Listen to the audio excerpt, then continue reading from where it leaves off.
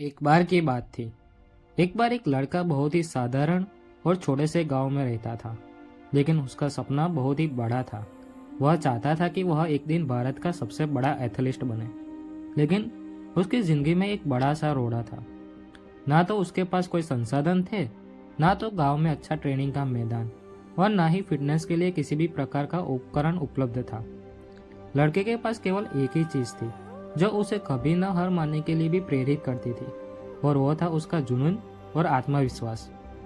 हर दिन वह अपने घर के पास खाली मैदान में दौड़ने जाता और वहां छोटे छोटे भारों के साथ अपने शरीर को और भी ज्यादा तैयार करता।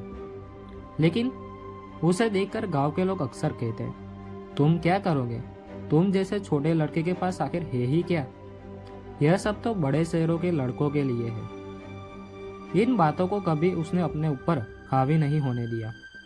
उसे इस बात का यकीन था कि अगर तुम सच्चे दिल से मेहनत करो तो एक दिन रास्ता खुद ब खुद बन ही जाता है। वह हर दिन अपनी ट्रेनिंग को और भी कठिन बनाता, भले ही वह अकेला होता। वक्त बीतता गया। कुछ साल बाद गांव में एक बड़ा राज्य स्तरीय खेल प्रतियोगिता का आयोजित की गई। लड़के ने भी भाग लिया, हालांकि उसके पास किसी भी प्रकार की खास ट्रेनिंग नहीं थी। पहले ही दिन में उसने 100 मीटर की दौड़ में उसने पहले नंबर से इनाम जीता।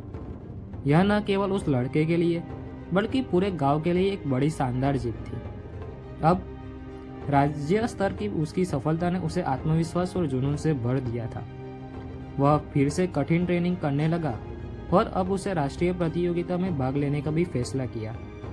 इस बार उसे जरा सा भी डर नहीं था, क्योंकि वह जानता था कि सफलता को पाने के लिए संघर्ष करना बहुत ही जरूरी और आवश्यक है।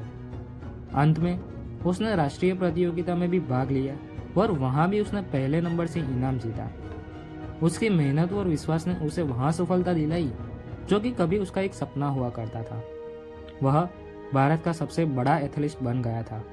दोस्तों, संघर्ष के बावजूद कभी हार मत मानो, क्योंकि कड़ी मेहनत और विश्वास से कोई भी मुश्किल आसान हो सकती है। आपके पास भले ही साधन न हो, लेकिन अगर लक्ष्य साफ हो और मेहनत सही दिशा में हो तो सफलता जरूर मिलती है।